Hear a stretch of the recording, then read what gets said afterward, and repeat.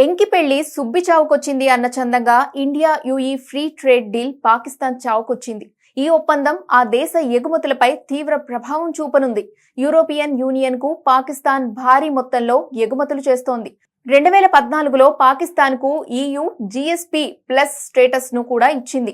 దీని కింద రాయితీ సుంకాల కారణంగా యూరప్ కు పాకిస్తాన్ టెక్స్టైల్స్ ఎగుమతులు 108% పెరిగాయి. రెండు పక్షాల మధ్య వాణిజ్య విలువ 12 బిలియన్ యూరోలకు చేరువైంది. అయితే ఈ హోదా గడువు వచ్చే ఏడాది డిసెంబర్తో ముగియనుంది. ఇలాంటి సమయంలో భారత్ EU మధ్య ఇటీవలే వాణిజ్య ఒప్పందం జరిగింది. ఈ ఒప్పందం కారణంగా తమ ఎగుమతులపై పడే ప్రభావాన్ని ఎదుర్కొనేందుకు EU అధికారులతో పాకిస్తాన్ సంప్రదింపులు జరుగుతోంది. పాకిస్తాన్ తన మొత్తం ఎగుమతుల్లో సుమారు 24 నుంచి 27% వరకు యూరోపియన్ యూనియన్ కే పంపిస్తుంది.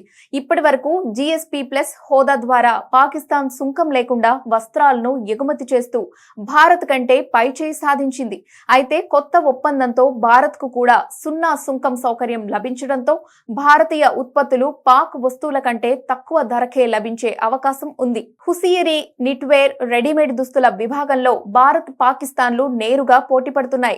భారతీయ ఎగుమతిదారులు భారీ స్థాయిలో ఉత్పత్తి చేయగలగడం, మెరుగైన నాణ్యతను అందించడం వల్ల పాకిస్తాన్ తన మార్కెట్ వాటాను కోల్పోవచ్చని పాక్ వాణిజ్య వర్గాలు ఆందోళన చెందుతున్నాయి. భారత్ EU ఒప్పందం అమల్లోకి వస్తే పాక్ ఆదాయం పడిపోయి దాదాపు 1 కోటి మంది ఉపాధిపై ప్రభావం పడే ప్రమాదం ఉందని విశ్లేషకులు హెచ్చరిస్తున్నారు.